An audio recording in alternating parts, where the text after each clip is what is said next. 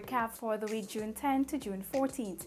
Ghanaian President Nana Akufo-Addo conferred with Ghana's highest national award after state visit to Guyana. President Granger leads in CADRA's political poll, and 6th meeting of CARICOM and Cuban foreign ministers hosted in Georgetown. Stay with us as we take a look at these and other stories which made headlines this week. The future of Guyana has never looked better. Our nation is on the cusp of a development program like never seen before. While Guyana is now emerging as an energy giant through the discovery of massive reserves of oil and natural gas, it is your government's intention that the huge benefits emerging from this will go where it matters most, to you, the people of this beloved country. There is a surge of confidence in the way Guyana is governed once again, and the level of investor interest is unprecedented. Guyana is poised to become the breadbasket of the region, and the pace at which this nation will grow through prudent fiscal management will be nothing short of impressive. But more than anything else will be the way every Guyanese, regardless of color, class, or creed, becomes a part of this historic period of national transformation, sharing in the wealth and well-being of it all as one Guyana. A full military welcome greeted Ghanaian President Nana Akufo-Addo upon his arrival at the Chadijagan International Airport in the wee hours of Tuesday morning. DPI was there to bring coverage of this historic visit. Friendship between the two republics goes long, wide, and deep, from cultural to political influences. But today's historic visit by His Excellency Nana Akufo-Addo, President of the Republic of Ghana, further cements that friendship and opened doors for collaborations and partnerships. Upon his arrival this morning, the Ghanaian leader was given a full military welcome.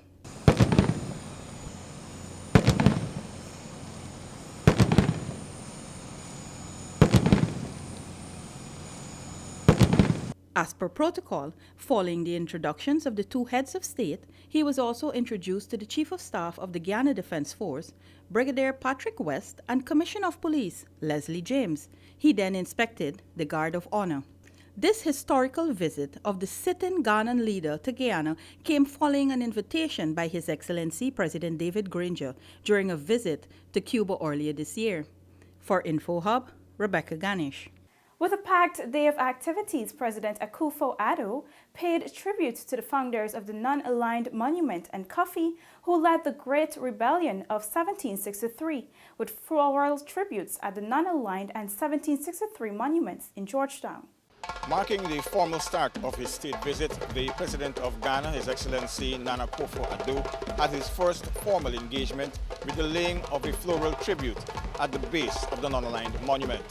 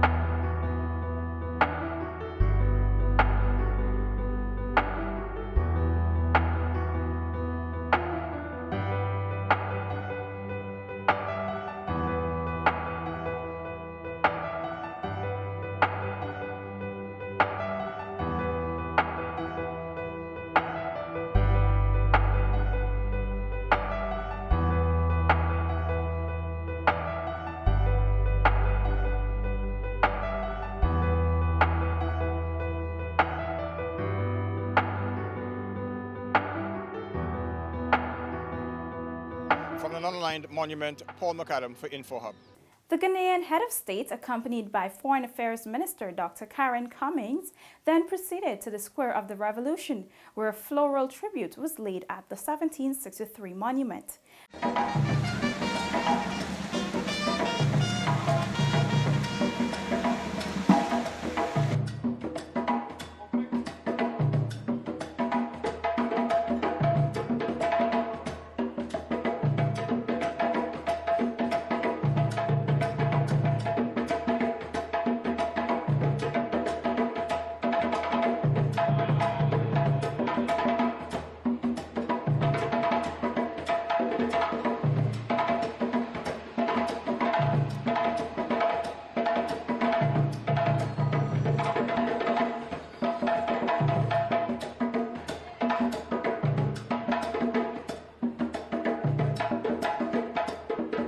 After the floral tributes, President Nana Akufo-Addo was invited to a luncheon at State House, where President David Granger conferred him with Guyana's highest national award, the Order of Excellence. For his unflinching support to the cause of developing states, the President of the Republic of Ghana, His Excellency Nana Akufo-Addo, was conferred with Guyana's highest national award, the Order of Excellence, by President David Granger. President Akufo-Addo, a distinguished statesman, is recognized for his invaluable exertions in promoting economic security and stability on the continent of Africa, his steadfast dedication to regionalism, and his tireless efforts to promote the interests of developing states. Developing countries look to his continued leadership and stewardship in the protection of their gains and in securing their future. Guyana regards him as a dear friend and as a brother. I congratulate President Akufo-Addo on his investiture. I thank him again for his stewardship in his own country and his leadership in the developing world. The President of the Republic of Ghana expressed his appreciation not only for the award, but for the warm welcome accorded to him and his delegation. I'm not quite sure that all of these strong words that you have said in my regard are completely worthy, but they certainly provide me with a guideline that I have to try and achieve. I'm very grateful. I'm very, very concerned about how the two of us in our two countries can work together to promote the welfare of the interests of our people. Thank you very much indeed, sir. Thank you. From the Baridi Banab at State House with senior videographer Adrian Prasad, Paul McAdam for InfoHub.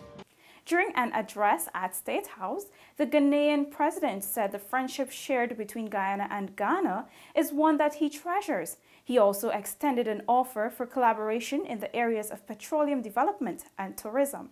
We are looking at deepening our bilateral cooperation with your country, Mr. President, in the areas of agriculture, energy, trade, education, and tourism. Ghana has been a modest producer and exporter of crude oil from 2011 onwards, having discovered the resource in commercial quantities. In 2007, under the leadership of the outstanding Ghanaian statesman, the second president of Ghana's Fourth Republic, His Excellency John Ajikun Kufuor. Very recently in my town, we made again discoveries of substantial offshore oil and gas deposits, working with the Norwegian oil giant Aker Energy, which will transform us into a significant player in the industry. We've heard the good news too of the recent discovery of large deposits of oil and gas offshore Guyana. We should explore promptly the possibility of establishing a joint vehicle to assist in the effective initial management of oil and gas revenue. His Excellency Nana Akufo-Addo, President of the Republic of Ghana. The Ghanaian leader says he is happy to be the second head of state to visit Guyana and will especially treasure the honor which has been bestowed upon him. The Ghanaian head of state had more than pleasant words to say about President David Granger's leadership. I have to commend you, Mr. President, for the strong leadership you've exhibited upon assuming the reins of government in 2016. From a growth rate of 3.2% at the end of 2015, the Guyanese economy, according to the Economic Commission for Latin America and the Caribbean, is projected to grow at 4.6% this year.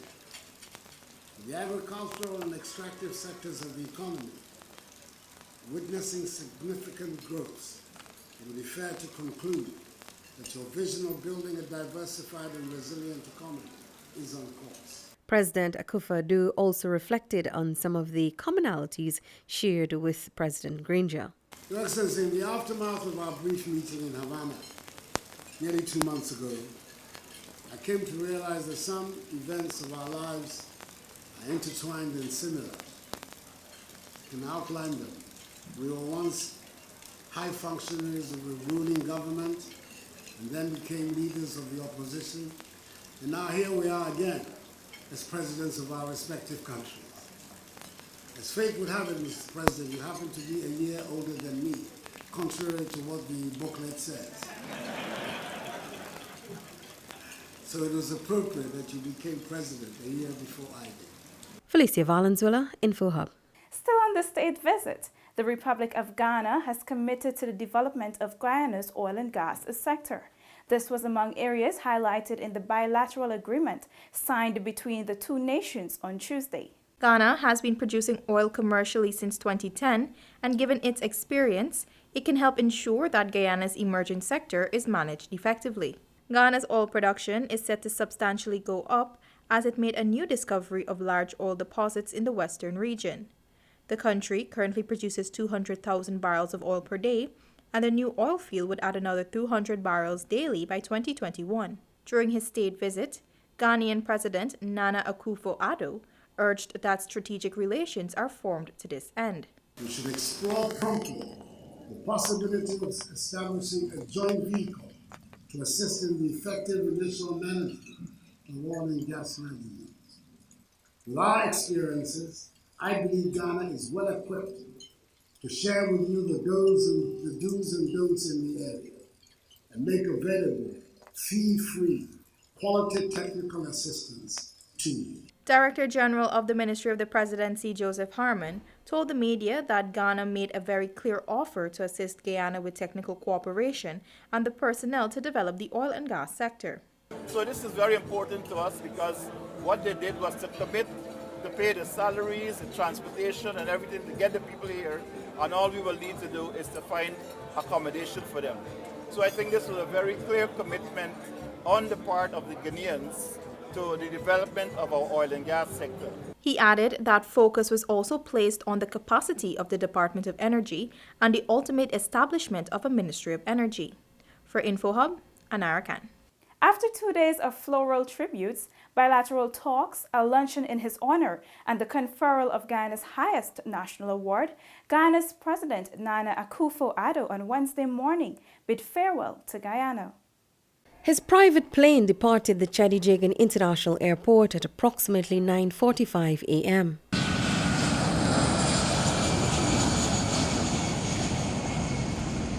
The state visit of His Excellency Nana Akufo-Addo ends today. This followed a full military hail afforded to a visiting head of state and a dear friend and brother, as stated just the day before by His Excellency President David Granger.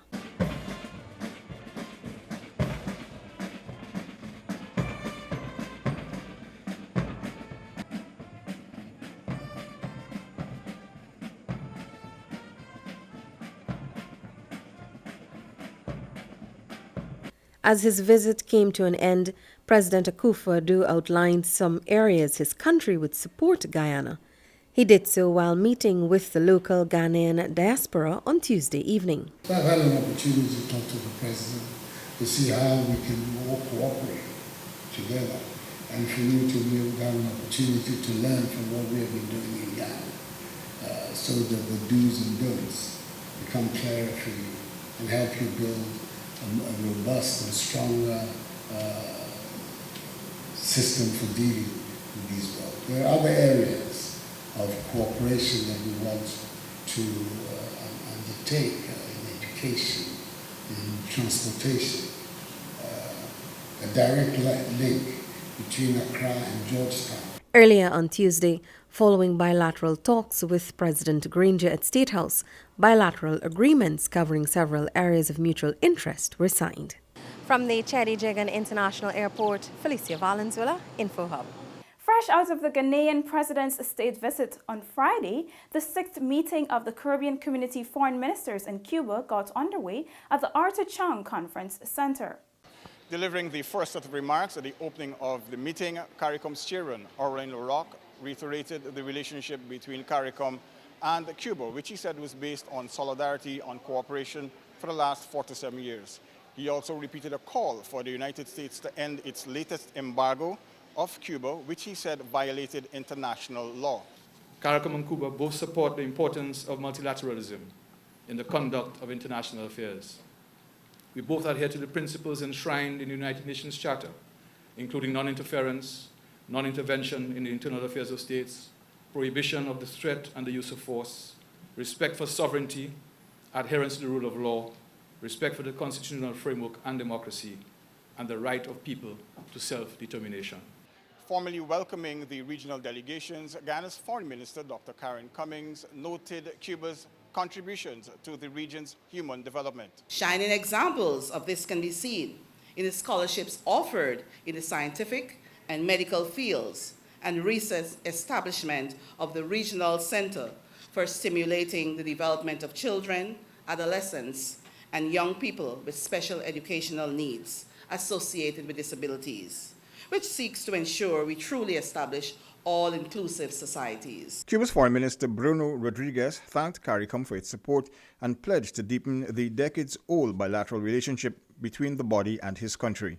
Chairman of CARICOM's Council for Foreign and Community Relations, the Foreign Minister of Grenada, Mr. Peter David, described the meeting's agenda as a substantive one. It is designed to bolster the strong commitment and the great value that both CARICOM and Cuba attach to this important relationship. We will have the opportunity to discuss how best we can benefit from existing mechanisms of cooperation between the community and Cuba. In addition, we will review the issues of paramount importance and common concern to our people and our governments.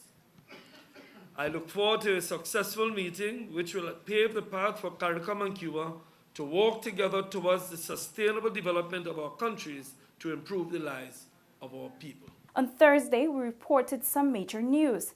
The results of a recent regional political opinion poll have found that President David Granger still has high approval ratings among supporters of the coalition government and the country as a whole. A political opinion poll conducted by the Barbados-based Caribbean Development Research Services, CADRES, found that the head of state continues to enjoy high approval ratings. Online news agency News Source Guyana said the poll, which was commissioned by the APNU AFC government, was conducted in February this year and fielded questions from almost 1,100 persons across Guyana. According to the findings, President Granger enjoys a 94% approval rating among APNU AFC supporters in terms of his leadership and a 50% overall approval ratings when supporters of the PPP Civic and uncertain voters were added. The poll found that 40% of persons prefer President Granger to handle Guyana's new oil wealth, compared to 24% for PPP presidential candidate Irfan Ali. While the president enjoys good approval nationally and from the coalition supporters, 14% of persons identified as supporters of the opposition approved of his leadership. 40% of uncertain voters said they approved of the president. The president also leads Ali by 12% to 5% in the area of good development ideas, and in terms of being politically savvy, the president again leads Ali by a margin of 4 to 2%. The CADRES poll found that the president remains an asset to the APNU AFC coalition as he continues to enjoy support from supporters of the parties in the coalition and also enjoys good support from uncertain voters. In the summary, CADRES found that the perception that President Granger is weak physically and politically is contradicted by the approval rating that is superior to that of his competitor. In terms of competence, President Granger is voted at 12% compared to Ali at 6%. The president also does better compared to Ali when it comes to being pleasant by a margin of 13 to 3%. In terms of morality and spirituality, President Granger again leads Irfan Ali by 5 to 1%, while in the area of being genuine and trustworthy, the president leads Ali by a margin of 11 to 5%. CADRES is a political research organization that has been conducting political and opinion polls across the region for over 2 decades. Reporting for InfoHub, Alexis Rodney. Another political poll conducted by the Barbados-based Caribbean Development Research Services also shows that Prime Minister Moses Nagamutu is the preferred prime ministerial candidate in Guyana. CADRES conducted a political poll in February 2019 that showed Nagamutu surpassed other options presented, which included the Alliance for Change leader, Raphael Trotman, AFC's chairman, Kemraj Ramjatan, vice chair, Catherine Hughes, and member, Valerie Garrido-Lowe. The Guyana Chronicle on Thursday stated that the data collected by CADRES was done using face-to-face interviews on random selection based specific to age and gender, and without bias with respect to the type of house or any other factor. Those interviewed were categorized as a Partnership for National Unity, Alliance for Change, AFC APNU supporters, People's Progressive Party Civic, PPPC supporters, uncertain voters, and all Guyana. The data showed that 20% of all Guyana are in favor of Nagamutu. CADRES conducts political polls and research and has worked with several major political parties and governments throughout the Caribbean. For InfoHub, Rebecca Ganish. Director General of the Ministry of the Presidency, Joseph Harmon, hosted a post-cabinet media briefing on Friday, where he highlighted issues of national importance.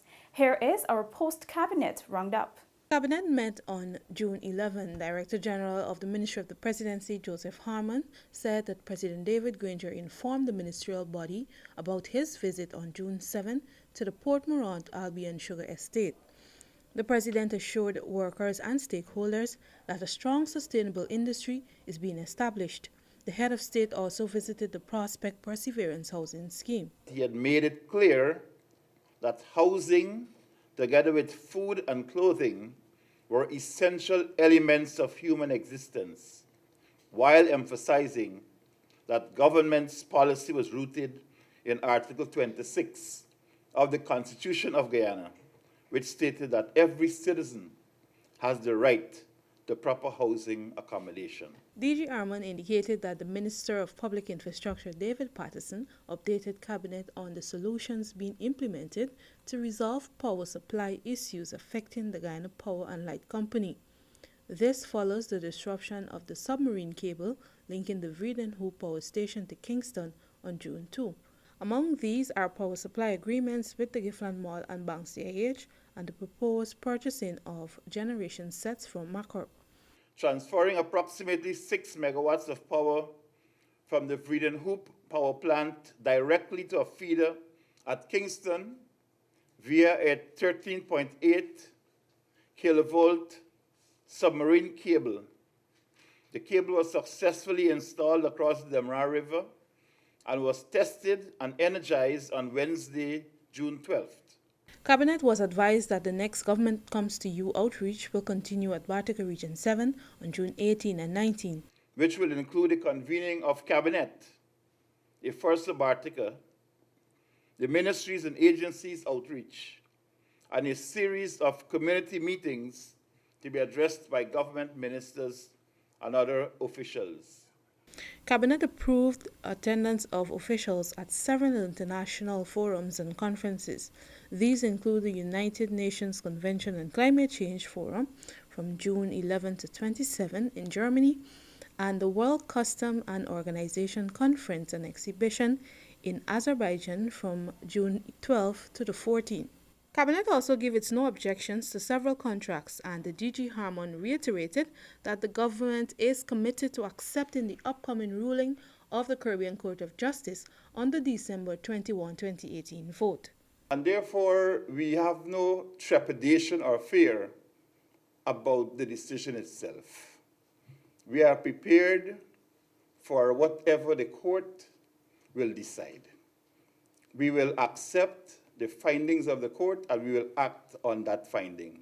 So as a government, I would say that this is the legal process coming to the conclusion, and therefore we feel bound by whatever decision that the CCJ comes up with, and we will act accordingly.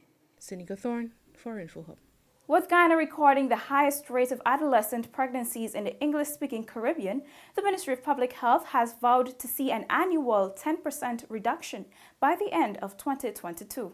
Minister of Public Health Valda Lawrence, along with representatives of the India-United Nations Development Partnership, signed a $117 million pact on Friday last, committing to a partnership to stamp out the social scourge in regions 1 and 9 by 2022.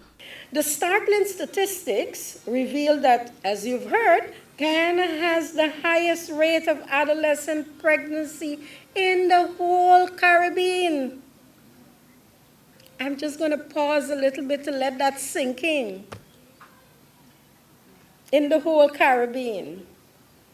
Our adolescent fertility rate being above average, especially among our indigenous girls, 74 of every 1,000. 74 of every 1,000. A recently conducted situational analysis on adolescents shows that compared to the other ethnic groups, the indigenous peoples have the highest percentage of teenage pregnancies. UN Resident Representative Mikiko Tanaka, in her welcoming remarks, said that the project is most welcome at this time as she looks forward to its resounding success. Alison Drayton, Director of the United Nations Population Fund Sub-Regional Office for the Caribbean, said that the UNFPA has been rolling out initiatives across the Caribbean to reduce the incidence of pregnancies among adolescents. Adolescent pregnancy is for all of us a very important issue. There are more than 165 million young persons in Latin America and the Caribbean. And in Guyana, persons aged 10 to 24 account for the largest proportion, 31% of our population. You will hear repeatedly today that Guyana has the highest rate of adolescent pregnancy in the English-speaking Caribbean. We can change that, and indeed we must. Indian High Commissioner to Guyana Venkachalam Mahalingam believes the launch is most appropriate. Reporting for InfoHub, I'm Alexis Rodney. And on this week's Small Business Focus, we spoke with 23-year-old Kalina Kirisha Jefford, a stay-at-home mom making a viable living by applying eyelash extensions. 23-year-old Kalina Jefford is a stay-at-home wife and mother. However, she still earns income by plying her trade of applying eyelash extensions to clients who make appointments. But how does she do this with a baby? By simply putting him to sleep when she works. Jefford always aspired to be a lawyer. However, she was influenced and trained by her mother, Lowena Williams, who owns and operates the Lowena's Spa in Barbados. I wasn't into the fashion industry that much, but I kind of grew to love it, and also circumstances of the economy. So it was like, let's go with it. And I grew to love it. Jeffords explains that she specializes in Novalash eyelash extensions. These are human hair lashes. They're natural, but we also call it Novalash, right? We also call it Novalash, right? Different brands of human hair. It's very soft. It wouldn't bore or choke you. So that's what we do. Jefford gets her clients by advertising in the online marketplaces and clients who spread the word. You'll have 15 on a normal week, let's say. But if there's like activities in December, July, August, March, Carnival, you have it intense more. You have more people. You can also have candid lashes. You can also have colored lashes. Whatever color you want, you can have it in there. You can have candid. Candid is with like glitter is on the lashes in different colors. Up to you what you request. The process of placing individual lashes on a person can take between 35 minutes to an hour. It requires placing the fake lashes on the eyelashes and not the skin, since according to Jefford, this can cause swelling or irritation to the skin. It lasts 3 to 4 weeks according to how you care it. It's very simple rules to actually care it. No mascara, and brush them, keep them clean, and you're good to go. In that frame of time, 3 to 4 weeks, they'll start dropping. You can come and get a refill Jefford is satisfied that her business is benefiting despite her operating from home. It is profitable. Every day you're certain of at least one job, and it can be 6,000, it can be 7. It's still going to do something to you for the day. So to me, it's profitable. This young businesswoman says her clientele is increasing and she plans to stop operating from home and open her own business in the near future. She also intends to provide other services. Colina Jefford of Nova Lash Eyelash Extension can be found on social media at Karika Eyelash Extension on Facebook and on telephone numbers 592-676-1154 for appointments. She is hoping that sharing her story would inspire other young people to start their own businesses despite their fears. Believe in yourself, believe in your goals. Your goals are your goals and your dreams are your dreams. Don't ever think you can't, because anything is possible with God. And just put your best foot forward. This has been InfoHub Recap. Remember to subscribe to our website for more stories and follow us on our social media platforms. Have a safe and enjoyable weekend. Goodbye.